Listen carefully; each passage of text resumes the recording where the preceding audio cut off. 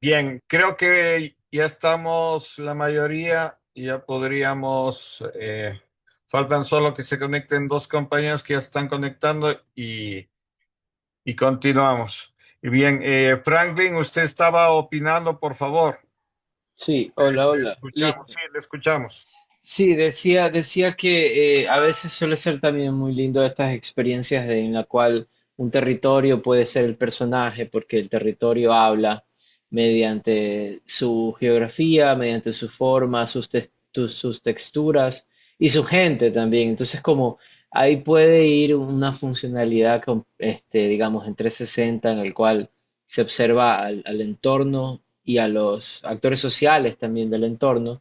Y es como que sí requiere también un poco de una mirada más contemplativa, quizás hasta un poco en lo poético, sin ánimos de meterme como en otros estilos, porque eso dependerá mucho del compañero. Pero todo lugar tiene un secreto, digamos, todo lugar, toda realidad tiene un secreto hermoso que puede ser revelado ante nuestros ojos, siempre y cuando uno se tome digamos, el tiempo y las formas para investigar y sentirle el lugar y conectar. Entonces, solamente quería decir eso como para si al compañero le puede servir, digamos, esa observación. Gracias, Franklin. Gracias, Sí, compañero. es muy importante lo que acaba de decir, porque muchas veces, y, y hay documentales hermosísimos que son eso, de una ciudad o de un sitio, entonces no necesariamente el personaje tiene que ser una persona de carne y hueso, sino que eso, el lugar, el sitio puede ser importante, puede ser el personaje, ¿no? Entonces, eh, hay algunos documentales, ya voy a revisar también y si puedo le paso los links de esos documentales para que los revise, ¿no? Que sí ayudan, son importantes siempre tener eso, tener como varios puntos de vista. Este mismo de Solanda que usted mencionó, pero sí hay otros documentales internacionales de sitios que rescatan eso, ¿no? Además, cuando uno busca los personajes o entrevista a los personajes, es importante encontrar gente que quiera su sitio, ¿no? Que quiera su lugar. No sé si ustedes estuvieron en la reunión cuando hicimos de los grupos 2 y 3 un trabajo de este chico Matabay sobre cómo habían hecho el agua, cómo sacaron el agua desde arriba, desde el Pichincha. Entonces, es una situación que igual ahí son toda la sociedad, toda la comunidad que pudo hacer ese trabajo, ¿no?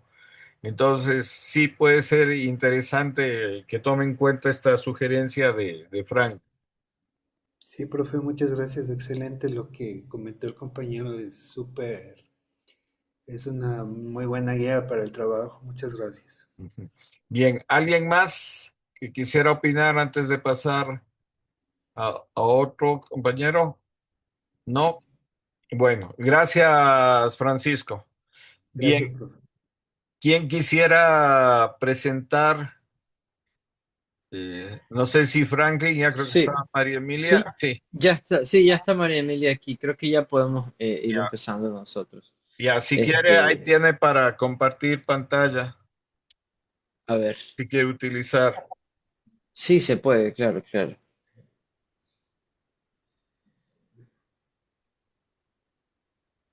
Creo que tiene que dejar de compartir usted, profe. Creo que me pide que No, no, yo ya le estoy dejando que usted pueda compartir. disable. Te dice que está como Ahí está, desactivado. verá. Ahí dele doble clic. Listo, ahí estamos. Sí, sí, sí. Ahí salió, sí, sí. Ujú. Hecho. Ahí lo podemos ver. Sí, listo. María Emilia, no sé si quieras empezar. Sí, si tú quieres, sí, no hay problema. Bueno, en este caso, la idea, ¿no? Como tal que tenemos, gira en torno a, bueno, un poco, ¿se acuerda que usted nos mandó una lectura sobre la historia del cine del Ecuador? y donde se analizaba su evolución y justo en un punto se hablaba sobre como este boom de los cortometrajes, ¿no? Y eso, esto como que me remitió a que, bueno, yo trabajo en una universidad donde Franklin también completó sus estudios, ¿no? Entonces, estaba pensando sobre como que todos estos archivos, todos estos cortometrajes que existen de tres carreras puntualmente, pero la primera, la carrera de comunicación social, que fue como que la carrera más antigua, en la que se hacían producciones audiovisuales y donde hay cortometrajes de personas que yo sé que trabajan actualmente en el campo audiovisual, ¿no? En distintos roles, ¿no? Y estaba pensando justo en lo que pasó un poco con Augusto San Miguel, donde a veces no se sabe, por ejemplo, alguien puede pasar por un aula, hacer un cortometraje pequeño y luego esa persona puede volverse como que un gran director y luego ese cortometraje queda perdido, ¿no? Entonces, justo estábamos pensando en que sería, consideramos que sería valioso el poder de pronto en este caso hacer un producto audiovisual que hable sobre toda esta producción artística que proviene de las aulas y puntualmente podríamos enfocarnos en las producciones de personas que sabemos que ahora están en el audiovisual, pero hay cortometrajes así como desde el año 2000. Entonces, Ujú. y sí, los iniciales obviamente eran en cassette, ¿no? Luego fueron digitalizados. Estoy seguro que hay algunos que se han perdido, ¿no? Porque también ahí viene lo mismo de que, como en Descartes, de que a veces el propio realizador no es que guarda su obra, ¿no? Y de pronto puede ser también una sorpresa para algunas de estas personas ver que su cortometraje todavía existe, ¿no? Entonces, en torno a eso gira un poco la idea, ¿no? Que tenemos. Sí, igual es como que siempre está como en juego esto lo de que cuán fugaz puede ser un trabajo universitario, porque es como un ensayo más que otra cosa, Ujú, pero a veces son ensayos bastante bien consolidados porque tienen temáticas de ujú, problemas sociales, de la ciudad. ujú, Yo recuerdo que cuando estaba cursando también hice un documental ahí, y justo fue como encontrarme con esta realidad del Guayaquil que es un poco también hostil hacia el actor con cámara, digamos. ujú, Y me acuerdo que fue chistoso porque en esa época inclusive habían dudas de que si se podía o no se podía grabar en la calle, por ejemplo, que era lo primero. Y luego, de acuerdo a cómo fuimos grabando y como nos fueron interrumpiendo también las grabaciones, nos encontramos con esto de que había ¿cómo se llama? Una esta municipal de parte de Nebot, que era en aquel entonces el alcalde, que permitía grabar, pero los municipales no estaban enterados de eso de ahí. Entonces es como que un poco también apoderarse de estas cosas y asimismo hay otros documentales que tratan de otras problemáticas o de otras formas. Y esos mensajes, esas investigaciones, observaciones, se pierden. Entonces también había como que la oportunidad de quizás también armar como un repositorio digital ujú, y también como hablar un poco con las personas que estuvieron detrás también y crear como algo más armado y que se sostenga, digamos, porque es lo que, digamos, este ha sido como el primer, la primera lección de este taller, ¿no? ujú, Tratar de ver cómo se pueden sostener la memoria audiovisual, las observaciones de los estudiantes. Entonces, por ahí más o menos vamos rondando, profe. ujú, Chévere, me parece una estupenda idea porque recién vi un trabajo de un francés, no recuerdo el nombre, que justamente rescataba los primeros trabajos de algunos directores, no famosos ya como Kubrick. Entonces, esos cortometrajes la gente no los conoce. ¿No? ujú, Y de pronto son bien interesantes esos primeros trabajos universitarios, ¿no? Porque son más arriesgados, son más experimentales. Entonces me parece chéverísima la idea. Y también esto del repositorio, ¿no? Que se puedan preservar, que se puedan conservar estos trabajos. Bien, sigan nomás, por favor. ujú. Eh, igual leemos el documento punto por punto o... No, como ustedes quieran, si quieren leerlo o ir haciendo un resumen de lo que ya tienen avanzado. O sea, sí, Sí. básicamente ahorita hablamos como del planteamiento, un poco los objetivos, creo que sí están, no sé si quieras leer, pero están súper bien redactados. Bueno, el objetivo general es rescatar, preservar y visibilizar los cortometrajes realizados por estudiantes de las carreras de Comunicación Social, Producción y Dirección de Artes Audiovisuales y Cine de la UCSG desde el año 2000 en adelante, como parte del patrimonio audiovisual ecuatoriano. Uno de los objetivos específicos sería identificar y recopilar estos cortometrajes estudiantiles producidos por la UCSG desde el año 2000. O sea, cabe señalar que en la universidad hay distintas como, bueno, cada carrera tiene su custodio en cierto grado, ¿no? De los archivos. Entonces, en el caso de comunicación, hay el Centro de Producción Audiovisual, que es como el espacio donde, digamos que está este material y habría que ir y revisar cuánto está actualmente digitalizado. Hay ciertos cortos que están ya en YouTube, pero hay otros que no, ¿verdad? Y que están simplemente en las computadoras.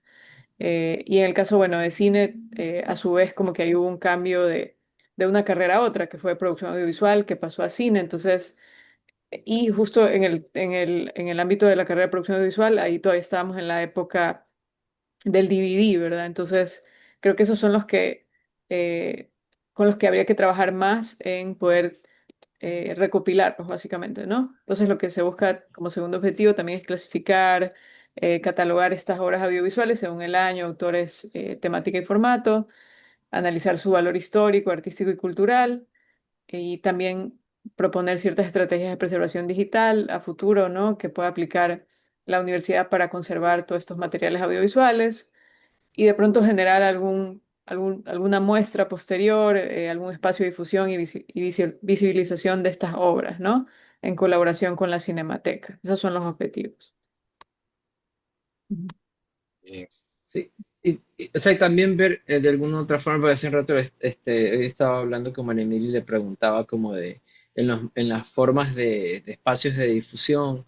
la universidad también tiene un canal, digamos, si se puede armar alguna especie de como entrevistas o como de los procesos que hubieron detrás, es también como darle otra lectura a ese documento que ya está ahí puesto. Sí, y ahí, o sea, básicamente yo creo que eso sería lo más medular, porque el resto, obviamente aquí tenemos también el tipo de investigación que es una investigación con un enfoque cualitativo, ¿no? Eh, que busca obviamente eh, analizar y comprender el valor histórico y cultural de estas producciones audiovisuales estudiantiles, ¿no? Y rescatarlas como documentos patrimoniales, ¿no? Entonces, bueno, aquí hacemos como que la descripción de cómo va a ser el proceso, básicamente.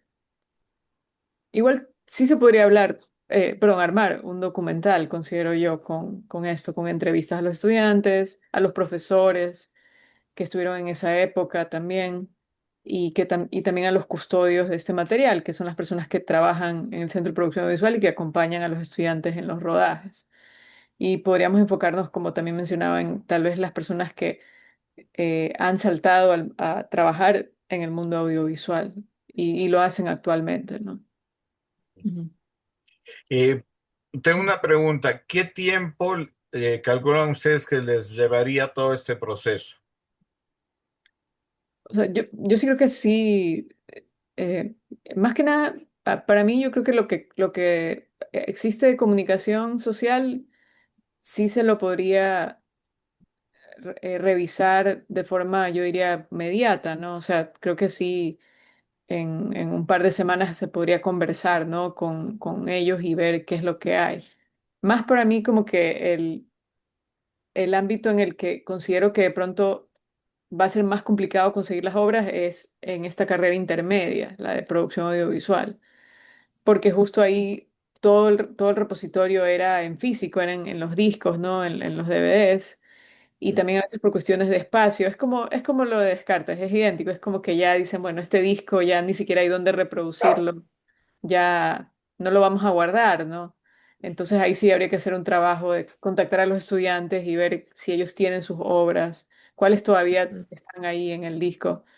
Porque la carrera más reciente sí hay, ya todo está digitalizado, de cine, por así decirlo, ¿no? De esa no hay que buscar porque eso sí está completo, ¿no?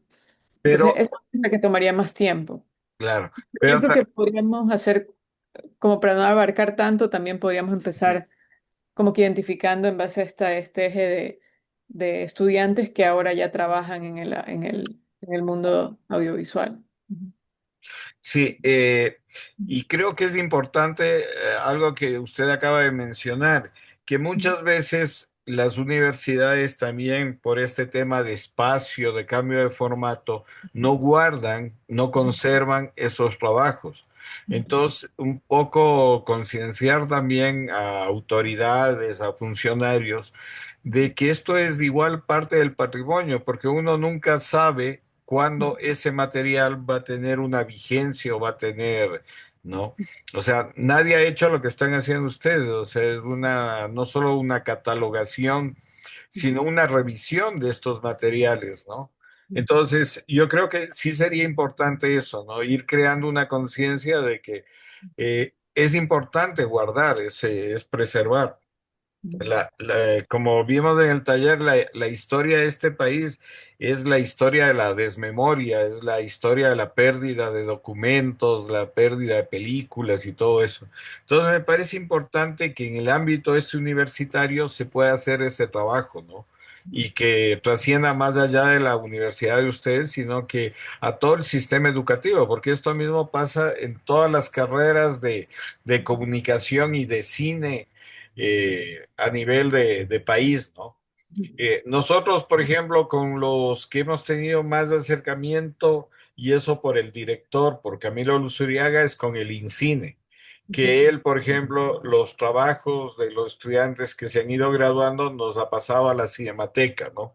Como una forma de preservar también. Entonces, eso se podría también pensar, si es que es un problema de espacio, en convenios con la universidad y que la universidad sepa que ahí se está preservando ese material, ¿no? Entonces se podría pensar también ese tipo de cosas si es un problema de espacio, digamos.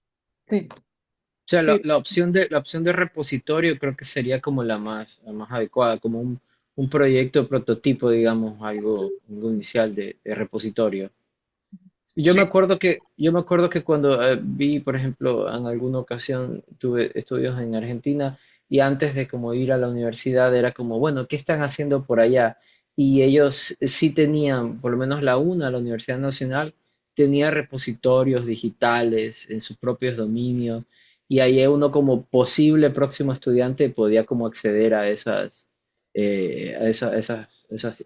obras y se quedaban con el tiempo. Entonces como eso sí sería súper interesante poder hacerlo acá también. claro, es que muchas universidades en el mundo que tienen eso, carreras audiovisuales, como parte de las bibliotecas conservan, es un repositorio de películas, de cosas que han hecho los estudiantes, ¿no? Porque a la larga es como un trabajo de tesis, ¿no? Es como un trabajo de Ujú. tesis, esas producciones, entonces sí es importante conservarlas también, ¿no? Vale, hecho. Chévere, me parece muy buena propuesta. No sé si alguno de los compañeros quisiera opinar o aportar algo al trabajo de los compañeros o alguna pregunta o algún aporte que quisieran hacer. Una pregunta, profe. Sí, No sé si escuché bien o se me pasó, pero ¿esto es solo con universidades de Guayaquil o también lo harán con Quito? no, van a hacerlo específico, tengo entendido, con la universidad de ustedes, ¿no? Sí, la católica La Ah, Católica de solo con de la... Guayaquil. Guayaquil, Sí. sí. Pero es interesante porque esto puede ser un ejemplo para el resto de universidades a nivel del país, porque es la misma problemática con todos, que no conservan los trabajos, no preservan. Lo que dice usted, María Emilia, muchas veces antes, recuerdo, hacían los trabajos en los cassettes grandes y por cuestiones de espacio, porque ya no tenían el aparato que reproducía esto, los botaban. ¿No? Entonces sí hay que crear una conciencia de eso, de pasarlo, de transformarlo a otro formato, al digital, pero conservar esos materiales.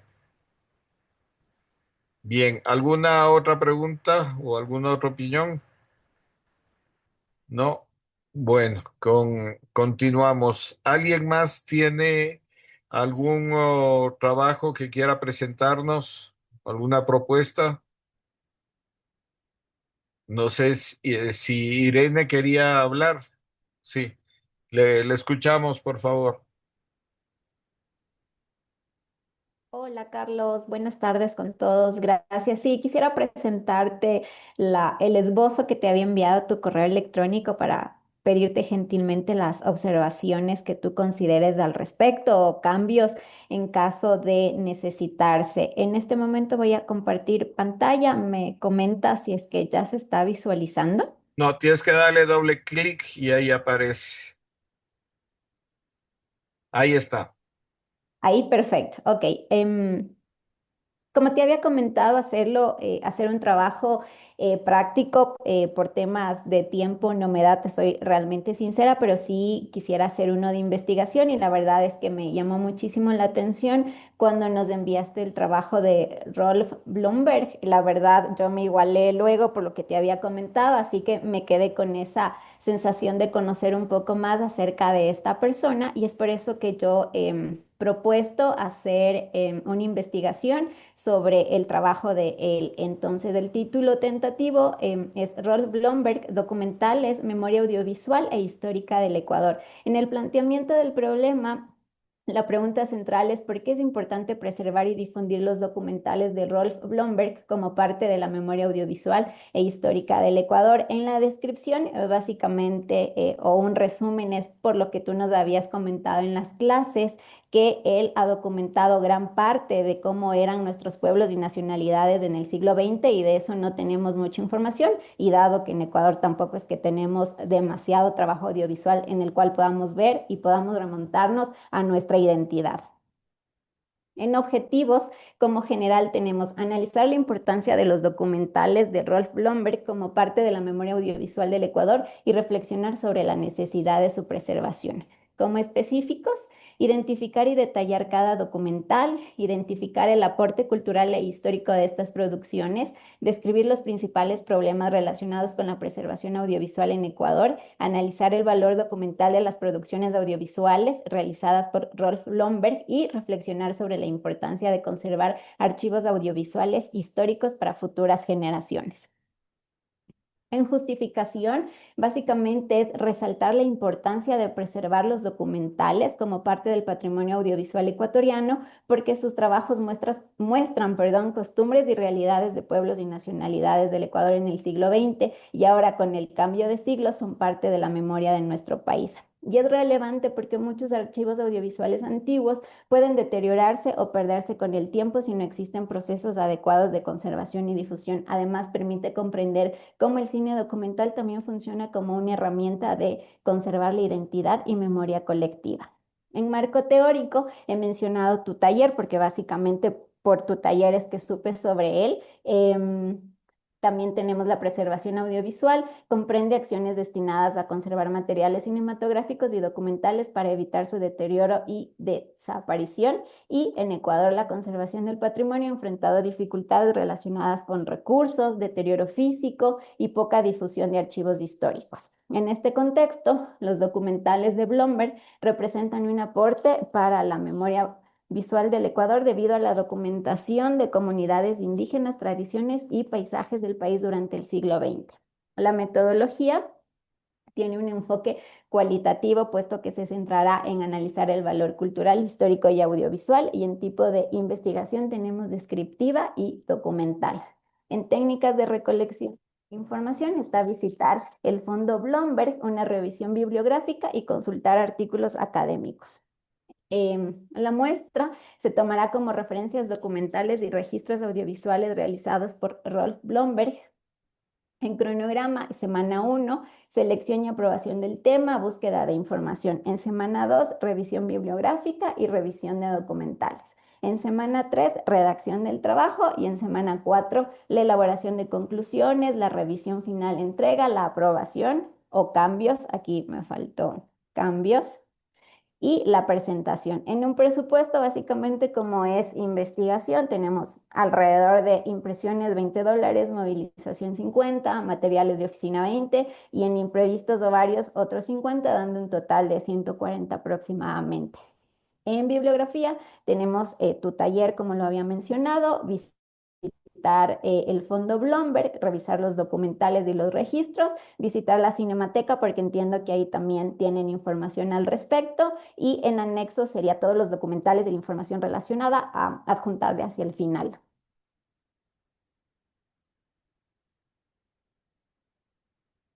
Bien. Carlos, estás en Sí, mute. sí, sí, sí, Gracias. había mutado el audio.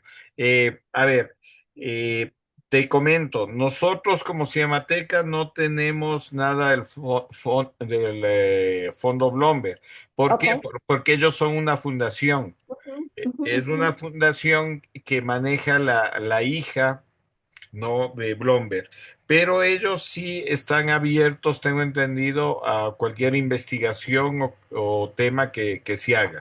Yo lo que te sugeriría es porque más o menos ya se ha hecho ciertas cosas. Ellos inclusive sacaron ya una muestra Ok. fotográfica porque era fotógrafo también Ajá. Blomberg. Entonces hicieron hace algunos años ya una muestra fotográfica y puedes encontrar en internet todos estos datos sobre tanto la fundación como el trabajo de Ron Blomberg.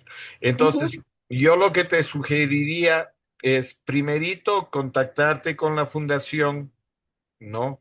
ujú. De Blomberg y Sí, plantear, ellos que están ubicados acá en Quito. sí, si ellos están en Quito es por la Orellana, más o menos Orellana y 6 de diciembre creo que Ah, son estoy las cerca, ok. oficinas de ellos. Ujú, Entonces, yo lo que te sugeriría es contactarte primero con ellos, plantear eso y de pronto ellos te van a, no sé, a sugerir o, no sé, conducir esta investigación mejor de lo que podemos hacer nosotros, porque ya te digo, nosotros como Cinemateca no tenemos esos materiales, pero siempre hemos tenido una relación abierta. Es más, hace, como yo les comentaba, hace un mes se pasó una muestra de Blomberg ahí en la Cinemateca, ¿no? En- wow, ok. Entonces, sí, me parece interesante, más que nada porque lo que les pasa a ustedes, o sea, la mayoría de gente no conoce este fondo. Entonces, sí me parece importante sugerirles a ellos a través de esta investigación que la gente pueda conocer más sobre el trabajo tanto de la fundación como de la temática que abordó Blomberg en su momento. Ujú, ujú. Eso es lo que, pero me parece importantísimo porque sí, porque no se conoce mayoritariamente este trabajo, ¿no? Y hay otros, Karl Gertelmann también es un alemán que también filmó acá en Ecuador, estaba radicado acá. De él, por ejemplo, nosotros sí tenemos material. Igual no se Ok. conoce, eso no les pasé en la muestra porque es, digamos, más acá. Blomberg era más antiguo, por eso les pasé eso. Pero, Sí, por ejemplo, bastante interesante porque yo para graduarme de la universidad, pese a que estudié comunicación social, mi tesis fue sobre cine ecuatoriano y en toda la investigación que hice en ese tiempo, pues no, nunca escuché sobre Blomberg, te soy sincera. Entonces me llamó muchísimo la atención en el taller. no, sí, y ya te digo, y hay muchos así, muchos cineastas o realizadores que no se conocen. Yo lo que les decía, lamentablemente las investigaciones y tesis acá están llenos de lugares comunes. O sea, por Ujú, ejemplo, sobre cine ecuatoriano siempre es la investigación de Vilma Granda, la referencia.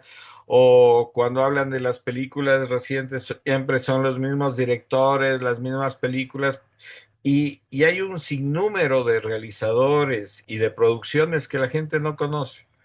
Entonces, ponte esto que te digo, Karl Gertermann también fue un alemán que filmó en los años 60 comunidades indígenas y el Pocho Álvarez hizo un documental sobre él, sobre Gertermann.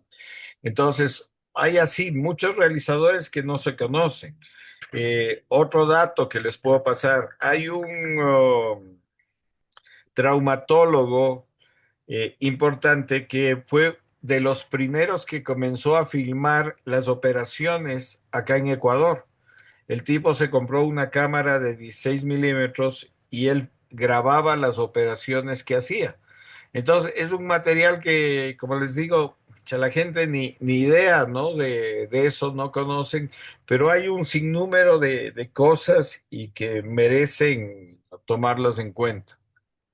Pero me parece chévere. Entonces, ya te digo, lo primerito, tomar contacto con la fundación, Ujú, porque ellos, como son dueños del material, entonces ellos te pueden claro. conducir. Perfecto. Listo, Carlos, te Bien. agradezco. ¿Alguien que quisiera opinar algo del trabajo de Irene? ¿Que quisiera hacer alguna pregunta? ¿No? ¿Hay alguien? Bueno, listo. Ya, igual para todos esto, si tienen alguna consulta, alguna cosa, me escriben nomás para, bueno, a veces estoy un poco complicado porque toca dar clases o hacer otras cosas en la Cinemateca, pero cuando tengo tiempo ya les contesto y les respondo. Y otra cosa, si no les he respondido, insístame nomás que no, yo no tengo problema, al contrario, me ayudan porque imagínense, son tres grupos, cada grupo más o menos de 20 personas, entonces es atender 60 solicitudes, entonces yo lo que les pido es que eso, sean insistentes, que yo no tengo ningún problema para poderles contestar. Otra cosa, vamos por cuestiones de tiempo, hay trabajos que, como el de la universidad o el tuyo mismo de Blomer, que de pronto les va a llevar más tiempo. Entonces, sí piensen en función de que tenemos que hacer como una presentación, eh, llamémoslo final o una presentación de clausura del taller, ¿no? Entonces, yo lo que sí les pediría es que ustedes piensen en sus trabajos, en hacer una especie de un demo o un abstract de lo que están haciendo para poderlo presentar en la clausura del taller. Pero esto no quiere decir que si ustedes van a seguir la investigación o van a seguir los trabajos, los puedan desarrollar. Sí, los puedan seguir haciendo porque son trabajos interesantes. O por ejemplo, como el trabajo de Byron que dice, no, yo ya lo terminé, pero me hubiera incluido. Incluyan, hagan las cosas. O sea, muchas veces los trabajos hay que retocarlos. Cuando uno se da cuenta que un trabajo, no sé, encuentra nueva información o encuentra más material, entonces sí hay que retocarlos y hay que terminarlos, ¿no? Entonces, eso es lo que les diría. Piensen también el trabajo en función de la clausura, es decir, algo para poder presentar ahí, pero sus trabajos pueden continuar, pueden seguir, ¿no? Igual yo estoy abierto a que si van a prolongarse en el trabajo y necesitan alguna ayuda, no hay ningún problema. También, Carlos, sí, perdona, ¿me puedes recordar la fecha de la clausura? mediados de junio. Ok, gracias. Mediados de junio tenemos que presentar como ya los trabajos finales, Ok. ¿no? Entonces, eso. Bien, ¿hay algún otro trabajo que quisieran presentar? No sé si Cristina o Dayana tienen algo que quisieran enseñarnos o presentar. No, Hola, profe. Sí, o sí, sea, el mío sí, todavía está como en planes, entonces ya. no lo presentaría todavía, está como muy, pero tenía como dos ideas. Ajá, más bien puede ser como también presentar eso con la idea que ahorita está diciendo como de hacer una presentación final. La verdad no sé cuál de los dos podría servir para la presentación, entonces solo lo voy como a explicar. Un trabajo que tengo como una parte escrita es sobre unos fotógrafos que vivieron como en Pichincha por los años como 50 60 más o menos, y eran los hermanos Utreras. Entonces, hay como información que no está como tan legitimada porque está como dispersa, porque, o sea, un problema que encontré es que en las fotografías no siempre se registraban los autores, sino más bien los hechos. Entonces eso es como lo interesante de este caso. Y lo que me falta es como encontrar fuentes para hablar sobre esto, o sea, del anonimato en las personas que hacen como parte igual, en este caso sería como periodismo un poco, se me fue la palabra, pero como este periodismo informativo, y de hecho fallecieron como en un accidente de avioneta haciendo fotos del trébol. Entonces, son como estas cosas de la persona, digamos, de las fotos. Ya, y del otro lado es como otro proyecto que también podría funcionar. Este es como un poco más práctico, que habla sobre las personas, igual fotógrafas, que registran como, como en la escuela, cuando uno va y registran estos eventos de las fotos de fin de año y todo esto también, que funcionan como memoria colectiva y que bastantes personas tienen como las fotos de la escuela y de los compañeros.